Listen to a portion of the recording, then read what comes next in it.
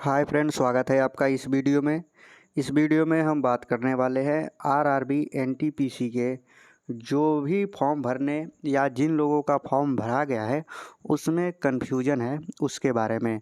आप जानते हैं कि हमने आरआरबी एनटीपीसी में फॉर्म भरने और उसमें करेक्शन करने से संबंधित कई वीडियो अपलोड किए हैं, लेकिन फिर भी कई कैंडिडेट का अलग अलग कन्फ्यूजन बना हुआ है जो उस वीडियो के नीचे कमेंट बॉक्स में वो कमेंट करते हैं। तो उनमें से जो बहुत महत्वपूर्ण कमेंट था यानी कन्फ्यूजन था कैंडिडेट का, उसको हम इस वीडियो में लिए हैं और एक एक करके सभी कन्फ्यूजन के बारे में बात करेंगे। उम्मीद है कि हो सकता है आपका भी इसमें से कुछ कन्फ्यूजन ऐसे ही हो, तो अगर आप इस वीडियो को पूरा देखेंगे तो सेम टू सेम जो कन्फ्यूजन आपका भी होगा तो उसका सल्यूशन आपको मिल जाएगा। और इस वीडियो में आगे बढ़ने से पहले आपसे रिक्वेस्ट है कि प्लीज़ आप हमारे चैनल पे नए हैं तो चैनल को सब्सक्राइब कर दीजिए, वीडियो को लाइक और शेयर करिए।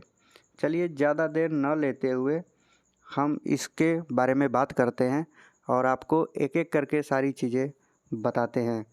चलिए देखते हैं क्या क्या चीज़ें इसमें ली हुई है। देखिए फ्रेंड्स, पहले नंबर पे हम लिए हैं कि क्या जो सर्टिफिकेट फॉर्मेट में बनता है उसका काम केवल डीबी में लगता है। देखिए, जो कैंडिडेट है ना वो कमेंट किए थे, उनको किसी ने बताया था कि ये जो रेलवे फॉर्मेट ऑनलाइन में बनता है सर्टिफिकेट वो केवल डीबी में काम लगता है, उनका ये कहना था। तो हम सबको बता देना चाहते हैं कि ये जो फॉर्मेट होता है ऑफलाइन वाला, ऐसा नहीं है कि केवल आपका ये डीबी में ही लगेगा। ठीक है फ्रेंड, मान के चलिए कि आप ओबीसी हैं, ठीक, बात को अच्छे से सुनिएगा। आप ओबीसी हैं तो आपका तो ऑनलाइन बन जाएगा सेंट्रल का, ठीक है, सेंटर का ऑनलाइन बन जाएगा। लेकिन अगर वहीं पे जो कैंडिडेट एससी एसटी है, एससी कम एसटी, तो उनका ऑनलाइन सेंट्रल का कैसे बनेगा बताइए। तो फिर उनका यही फॉर्मेट में बनेगा तो वो वही फॉर्मेट को अपलोड करेंगे ना। तो ऐसी स्थिति में आप इस चीज़ों से कन्फ्यूजन न रहें कि रेलवे फॉर्मेट या जो भी ऑनलाइन फॉर्मेट ऑफलाइन फॉर्मेट बनता है वो अपलोड नहीं किया जाता है, ऐसा नहीं है। वो 100% अपलोड किया जाता है, यहाँ तक कि हमने खुद अपने फॉर्म में अपलोड किया था और डीबी हुआ था, उसमें कुछ रुकावट नहीं आई थी। तो आप दूसरे की बात ना सुने, आप अपना जो ऑफलाइन फॉर्मेट है वो इस पे लगाएं यानी कि अपलोड करें। ठीक है, हो सकता है आपको इसका कन्फ्यूजन दूर हो गया होगा। अगला देखते हैं, एप्लीकेशन फॉर्म में कौन सा अपलोड करें। देखिए, ये अपलोड करने वाली भी बात है। कई कैंडिडेट का जैसे स्टेट का बना हुआ है, ठीक है, स्टेट का मान लीजिए बना है, उसके बाद ये फॉर्मेट वाला बन गया सेंट्रल का, ठीक है, सेंट्रल का बन गया यानी कि रेलवे फॉर्मेट में बन गया। अब वो सोच रहे हैं कि हम ये दोनों में कौन सा अपलोड करें। उसमें कास्ट सर्टिफिकेट एससी एसटी का अपलोड करने के लिए आता है, बाकी ओबीसी का तो उसमें उसके सारे जानकारी भरनी होती है। एससी एसटी का जानकारी भी भरनी होती है और अपलोड भी करना होता है। तो देखिए, आप एक चीज़ देखिएगा कि उसमें आपके जो स्टेट पे कास्ट सर्टिफिकेट है, ऑफलाइन वाला सेंट्रल पे भी कास्ट सर्टिफिकेट वही होगा, सेम टू सेम। आपके स्टेट का जारी दिनांक कुछ और होगा, ठीक है, और सेंट्रल के जारी दिनांक कुछ और होगा। आप सोच रहे होंगे कि सेंट्रल में जारी दिनांक लिखा कहाँ है। फ्रेंड्स, ऐसा नहीं है कि उसमें जारी दिनांक लिख के डेट डाली होगी। ऐसा भी होगा कि जिस दिन आपके फाइनल जो भी अथॉरिटी होंगे यानी कि डीएम एसडीएम जो भी हो, जो आपकी फाइनल अथॉरिटी होती है, वो जिस दिन साइन अपना करे और मोहर लगाए, ठीक है ना, वो आप देखिएगा वहीं नीचे एक डेट डालते हैं, ठीक है, वही डेट उस फॉर्मेट का जारी दिनांक होता है। आप इस चीज़ को अच्छे से सुन लीजिए। और ये मेरा फाइनल अपना एक्सपीरियंस है, क्योंकि हमने खुद उस चीज़ को लगाया हुआ है और डॉक्यूमेंट वेरिफिकेशन भी हुआ है, ठीक है, उस चीज़ को आप ध्यान दीजिएगा। तो ऐसी स्थिति में आप क्या करिएगा कि जो सेंट्रल फॉर्मेट का है ना उसको अपलोड करिएगा, कास्ट सर्टिफिकेट दोनों का सेम ही रहेगा, ठीक है, तो भर दीजिएगा। और जारी दिनांक जो है सेंट्रल का ही डालिएगा फ्रेंड्स। और जब आप डीबी में जाएंगे ना, तो डीबी में आपका स्टेट और सेंट्रल दोनों चेक होगा, यानी कि आप स्टेट वाला भी रखिएगा और सेंट्रल जो बनवाए हैं ऑफलाइन फॉर्मेट वो देखेंगे कि अच्छा ये स्टेट वाला है और इसके आधार पे आपका सेंट्रल वाला बना है, तो दोनों वो चेक होता है। ठीक है, हो सकता है इसमें भी आपका कन्फ्यूजन ख़त्म हो गया होगा। देखिए अगला कमेंट था कि क्या ओबीसी जो वाले हैं, ओबीसी कैंडिडेट, वो यूआर से भर सकते हैं। तो देखिए फ्रेंड्स, यूआर का मतलब ही होता है अनरिजर्व। आप भी जानते हैं कि वो किसी भी कोटे के लिए रिजर्व नहीं होता है। तो आप चाहें जो भी हो, एससी एसटी ओबीसी, अगर उनका बहुत कुछ प्रॉब्लम है कुछ डॉक्यूमेंट या कुछ भी चीज़ में, तो वो अगर चाहें तो भर सकते हैं यूआर से।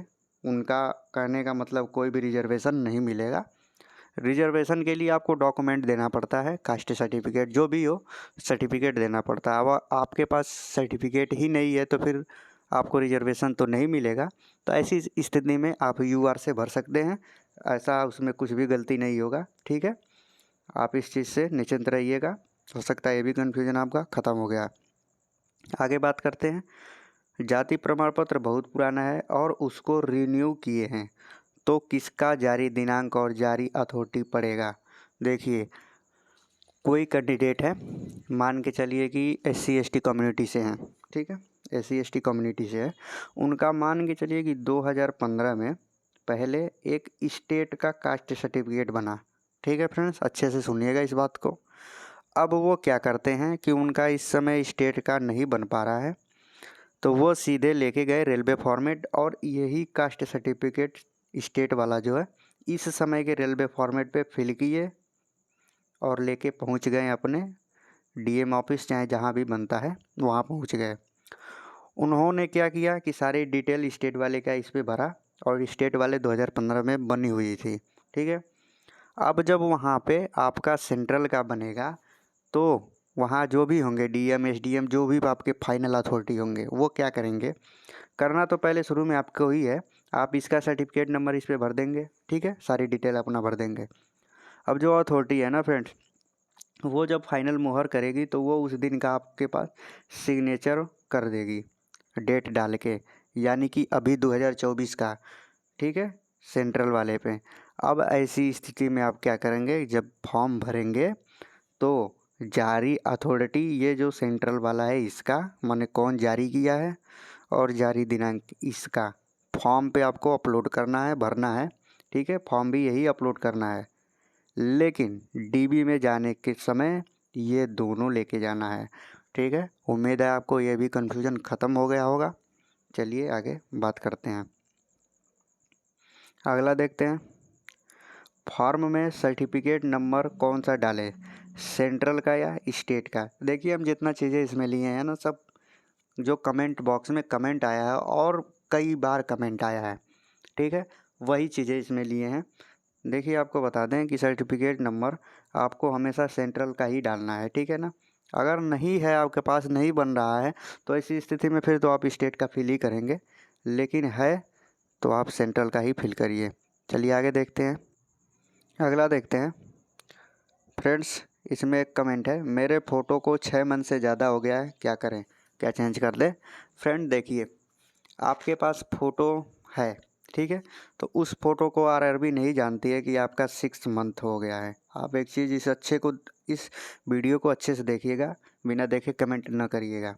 आपने एक फ़ोटो बनवाया और उसको अपने पास रख लिए, तो आरआरबी नहीं जानती है कि आपका फ़ोटो 6 मंथ से ज़्यादा पुराना है।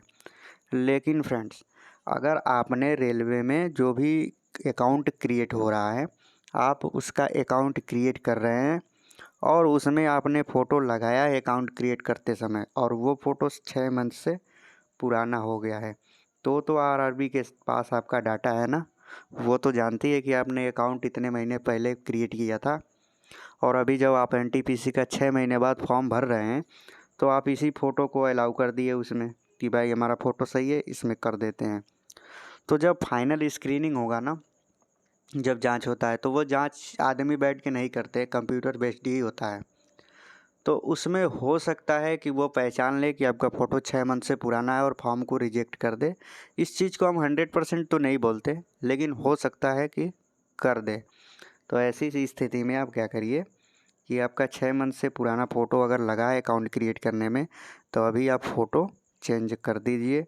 देखिए, फ़ोटो चेंज करने के लिए आपको ऐसा नहीं है कि हर बार 6-6 8-8 फ़ोटो बनवाने की ज़रूरत है। सीधे आप जाइएगा स्टूडियो में, फ़ोटो वहाँ से खिंचवाइए और बोल दीजिए कि भैया इस साइज़ का फ़ोटो बना के मेरे ईमेल आईडी पे डाल दीजिए, ठीक है।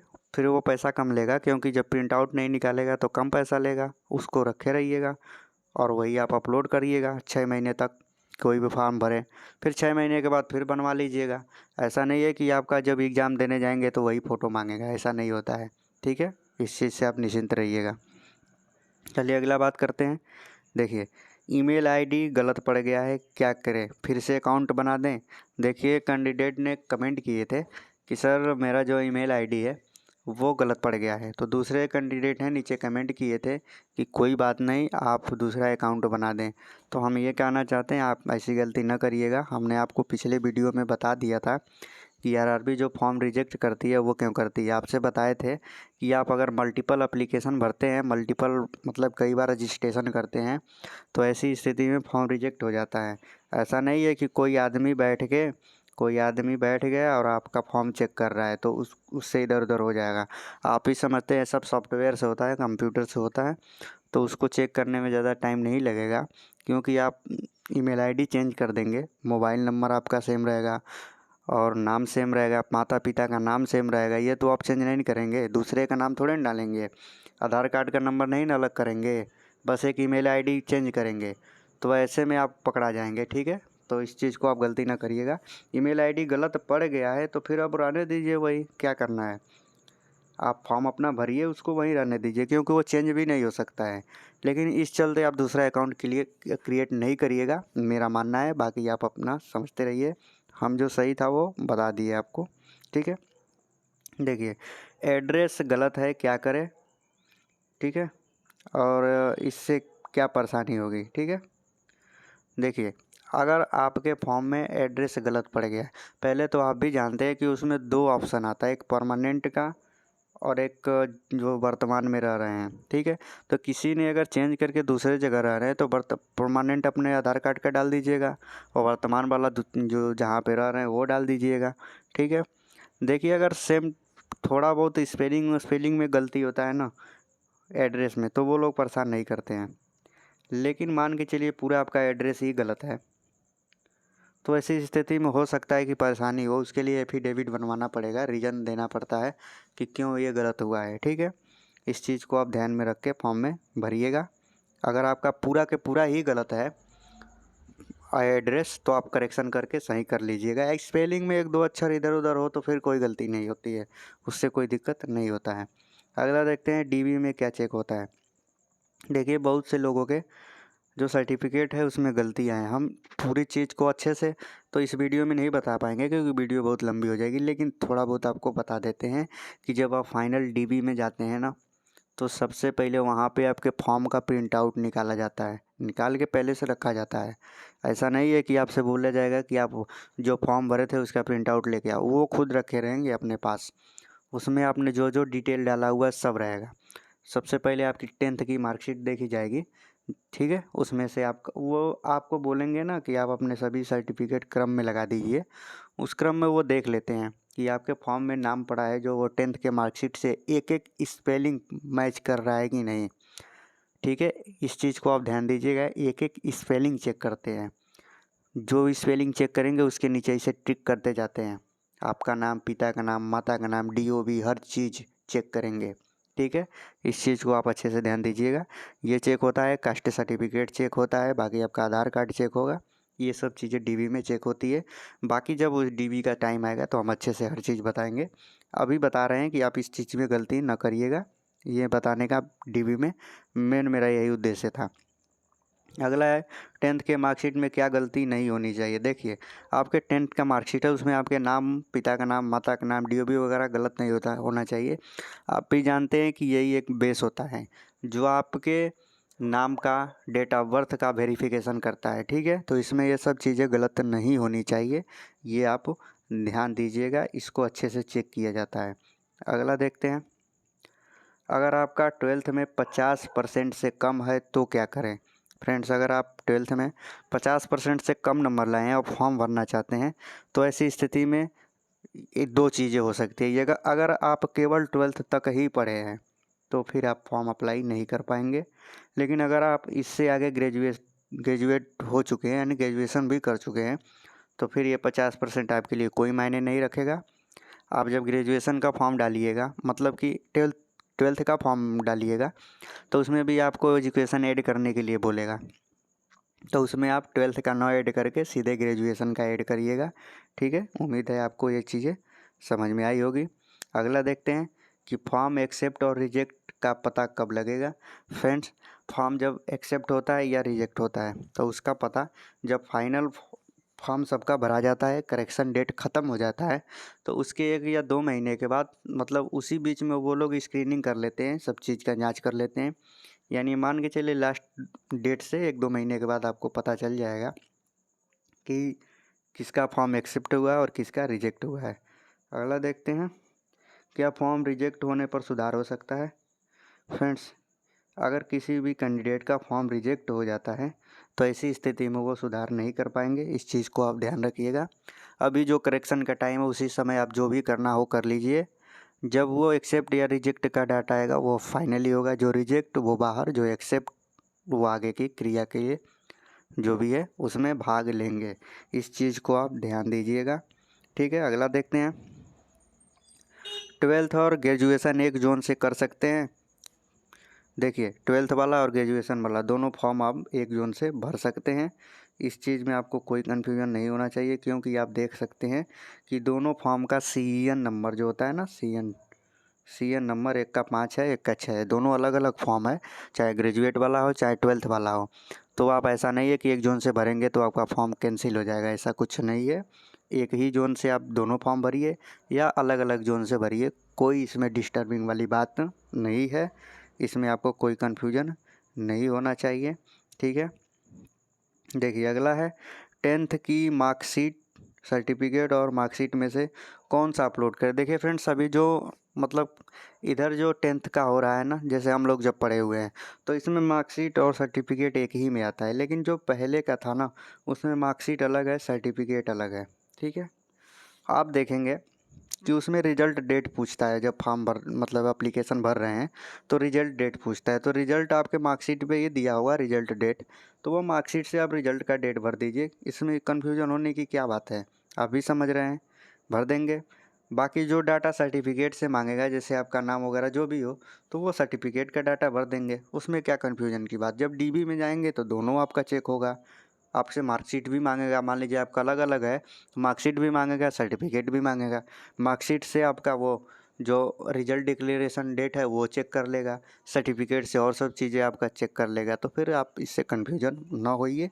ये भी बहुत से कैंडिडेट का मतलब उसमें कमेंट किया हुआ था, इसलिए हमको ये बताना पड़ा। इतना चीज़ तो आपको खुद समझ लेनी चाहिए।